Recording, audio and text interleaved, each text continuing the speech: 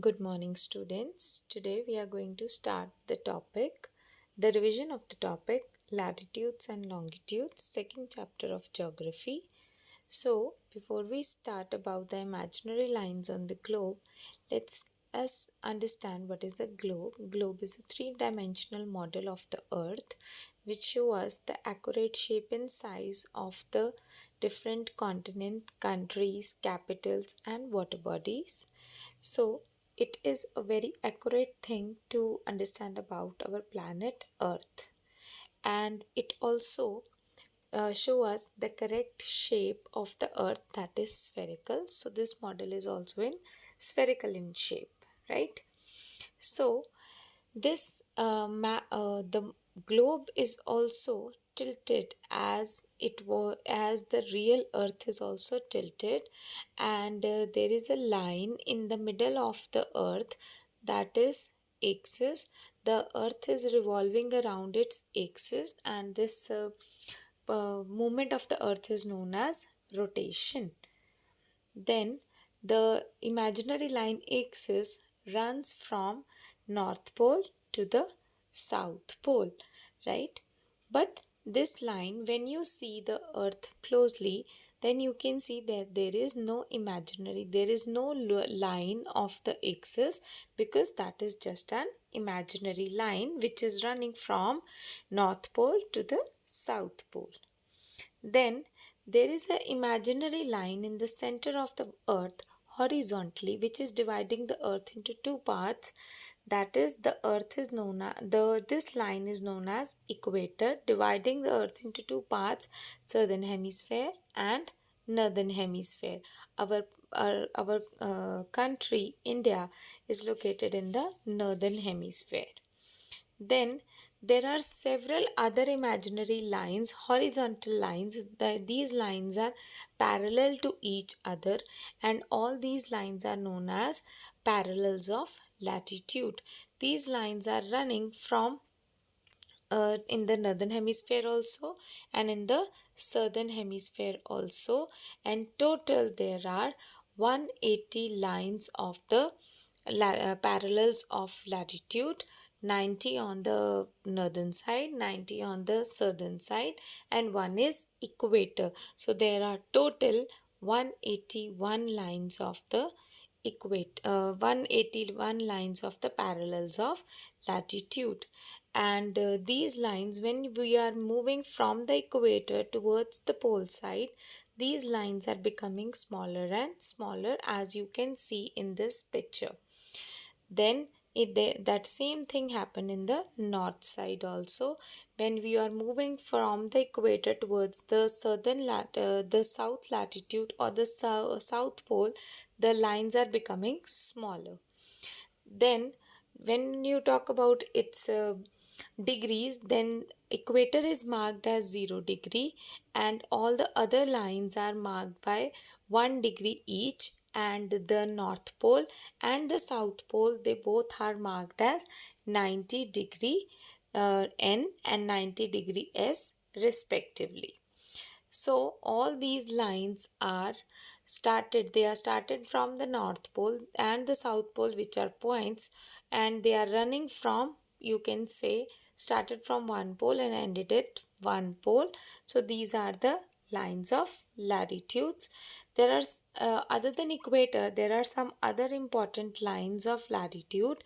They are Tropic of Cancer, which is 23.5 degree north, Tropic of Capricorn, which is 23.5 degrees south, then the Arctic Circle, which is 66.5 degree north, Antarctic Circle, which is 66.5 degree south. Now, when you talk about the lines, the heat of the earth, the heat of the earth is, the climate or the temperature of the earth is dependent upon the sun, right?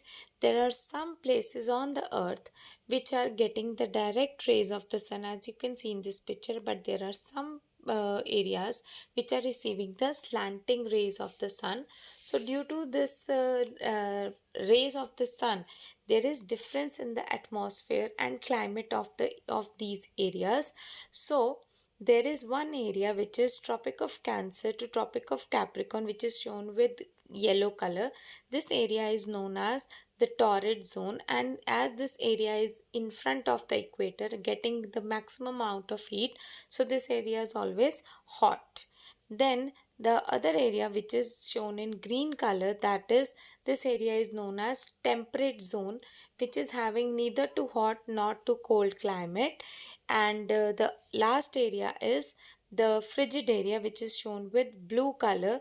This area is always freezed and having and receiving the extreme slanting rays of the sun. That is why it is always covered with snow. Maximum time of the year these areas are covered with snow. So you can see that because of the heat of the sun only, the climate of different places are entirely different. Then, so this is the torrid zone from Tropic of Cancer to Tropic of Capricorn. From Arctic Circle to Antarctic Circle is these are the two temperate zone. So there is a question that the equator is the line which is dividing the earth horizontally, but there was no line which was dividing the earth vertically. So they made a reference line which was dividing the earth into two parts. So these reference lines are running from pole to pole, and they are known as meridians of longitude. These lines started from the North Pole and ended at the other poles. They are all complete circles, but the circles which are in the center of the earth are bigger, but as they are going up, they become smaller and smaller. These are the latitude lines, but the longitude lines are like they started at the same point and they ended up the same point. So they all are of equal length, right? So there was a question that because all the lines of the latitude are of equal length, right? Because when it comes to the latitudes, it was equator which was the biggest latitude line, the parallel lines, right?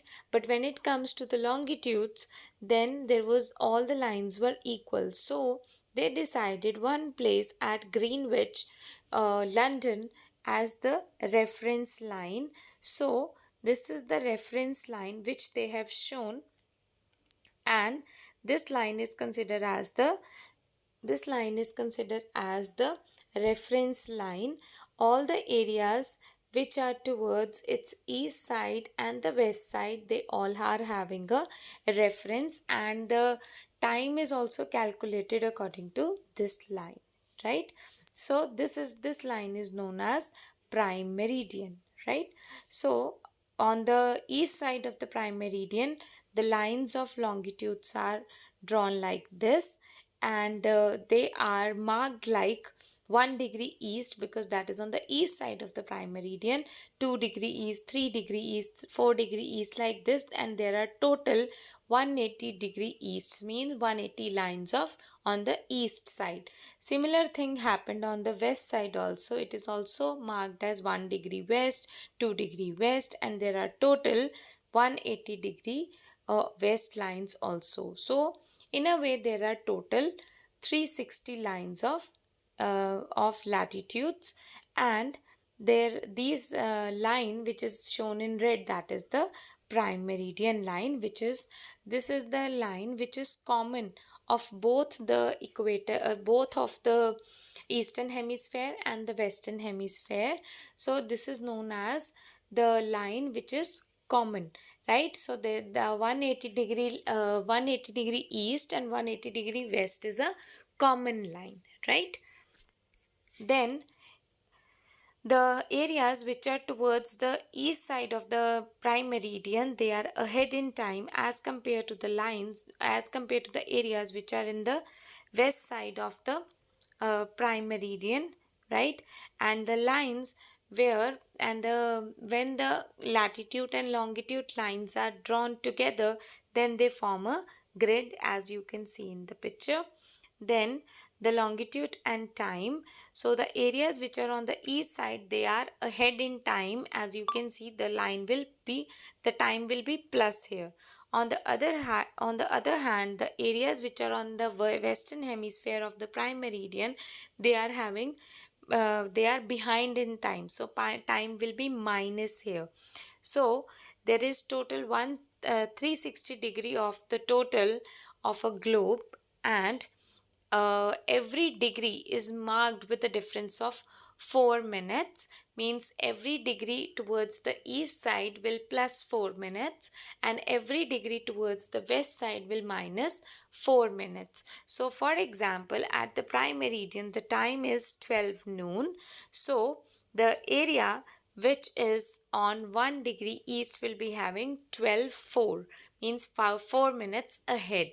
And similar in case of 1 degree west, the time will be 11:56, that is minus 4 minutes. So this is how we calculate the time from with the help of prime meridian. Again I am repeating, the areas which are towards the east side of the prime meridian, they are ahead in time, and the areas uh, which are towards the west side of the prime meridian, they are behind in time. With every 1 degree 4 minutes are either plus or either minus. Okay, I hope this thing is clear to you.